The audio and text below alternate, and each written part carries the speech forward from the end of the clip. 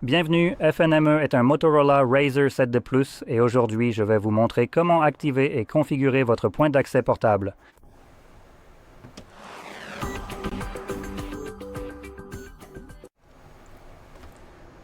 Pour commencer, vous devrez faire glisser votre doigt vers le bas depuis le haut de l'écran ou depuis le coin supérieur droit si vous avez une séparation entre les raccourcis et les notifications.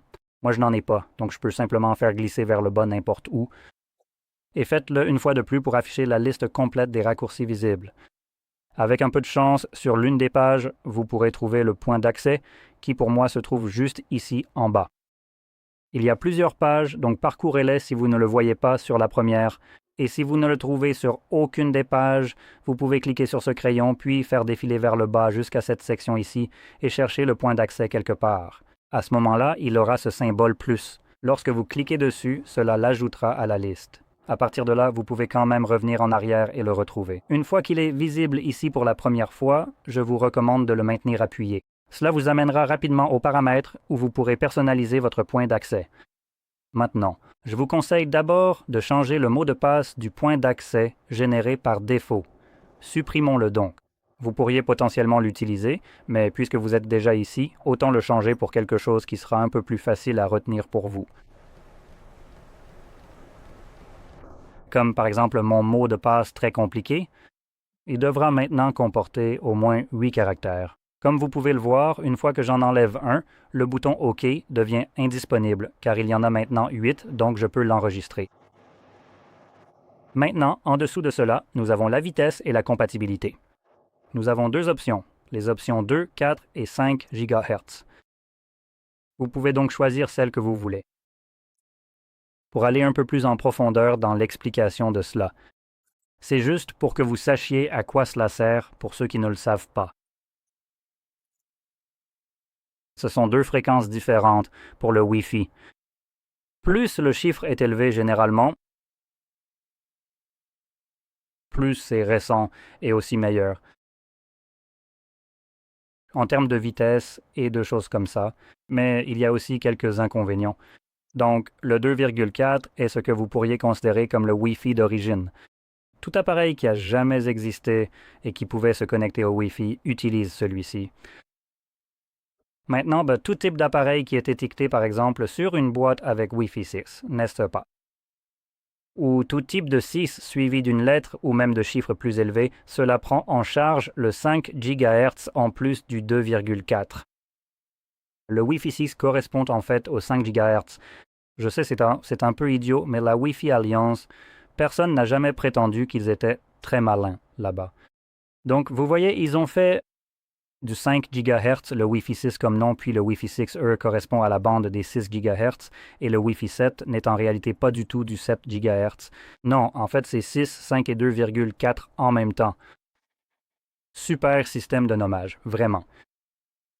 Pour ce qui nous intéresse, il suffit de savoir que le Wi-Fi 6, c'est juste du Wi-Fi. Et en général, pour la connectivité réseau mobile comme celle qu'utiliserait un hotspot, je pense que le 2,4 est une bonne option.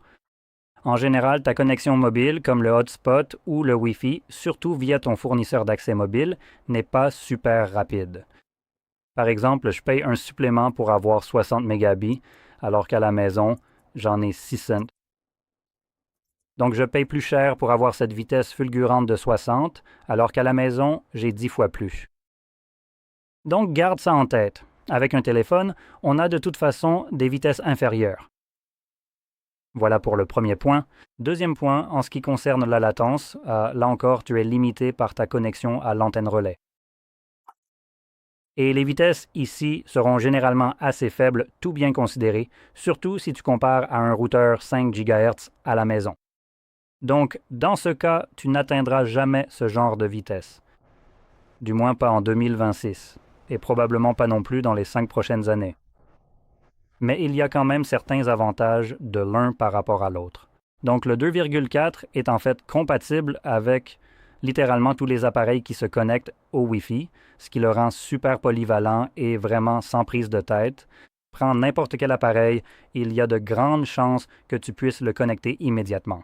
Il y a un inconvénient, c'est que la connectivité 2,4 4 GHz est utilisé par une grande variété d'appareils. Et tu pourrais avoir un lave-vaisselle Samsung ou peut-être une machine à laver, une plaque de cuisson, des lumières ou n'importe quoi de ce genre.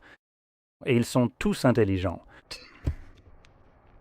Oui, ils craignent tous une connexion 2,4 GHz avec le routeur, ce qui fait qu'il y a beaucoup plus d'encombrement sur cette fréquence, à cause de tout un tas d'appareils anodins, inutiles, qui peuvent littéralement être activés avec quelques boutons et un interrupteur. Mais comme ils se connectent à un Internet des objets intelligents, ils créent en fait une véritable décharge de signaux, ce qui peut potentiellement poser des problèmes s'il y en a suffisamment, t'empêchant de garder une connexion stable à ton hotspot. Parce qu'ils commencent en gros à interférer les uns avec les autres. Super. Donc, pour cette raison, le 5 GHz pourrait résoudre ce problème, espérons-le, car il y a beaucoup moins d'appareils utilisant la fréquence 5 GHz. Donc, en général, ce serait simplement des appareils classiques, comme des ordinateurs portables, des téléphones et d'autres choses. Et, en plus de cela, la fréquence 5 GHz est un peu plus adaptée à une large gamme d'appareils, donc la même quantité de signaux ne commencera pas à interférer les uns avec les autres. Parce que c'est comme comparer une route de campagne à une autoroute. Donc c'est tout simplement mieux pour ça. L'inconvénient, c'est que si l'appareil que vous utilisez ne prend pas en charge le Wi-Fi 5 GHz et qu'il ne fonctionne qu'en 2,4, donc par exemple s'il est étiqueté uniquement Wi-Fi, vous ne verrez aucun point d'accès du tout.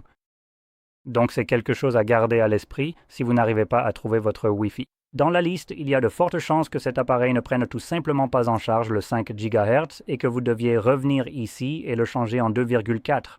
Et si vous aviez ce problème d'interférence, tant pis, il faudra faire avec dans ce cas, car il n'y a pas vraiment d'autre solution. À part, je ne sais pas, essayer de couper le courant de la personne qui utilise autant d'appareils de toute façon.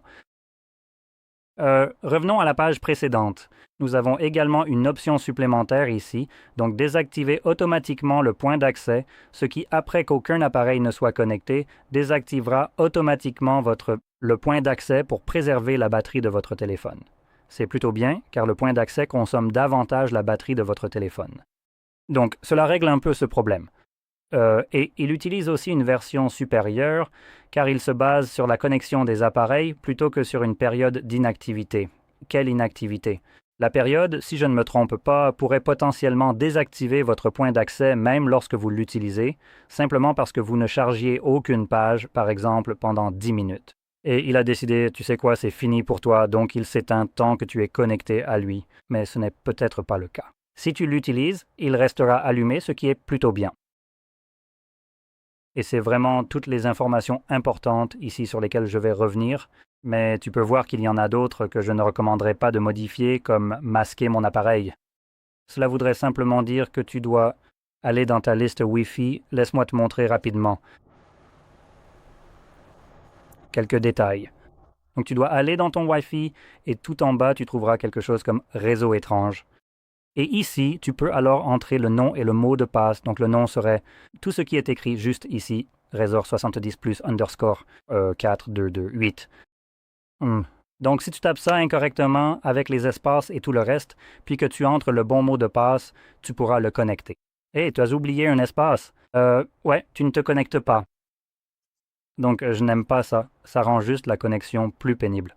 Donc voilà, bref. Fermons ça et trouvons notre bouton, et une fois qu'on l'a trouvé, on peut simplement appuyer dessus pour l'activer. Ici, il nous indique Hotspot juste là. On a aussi ce petit icône ici qui indique que le hotspot est maintenant activé et que tu peux t'y connecter. Une fois que tu as fini de l'utiliser, tu peux évidemment te déconnecter pour l'éteindre, ou tu peux simplement le faire glisser vers le bas à nouveau et cliquer dessus. Et il s'éteint. Donc tu as maintenant 2 façons de t'en occuper de toute façon. Cela dit, j'espère que tu as trouvé ça très utile et si c'est le cas, n'oublie pas de liker, de t'abonner et merci d'avoir regardé.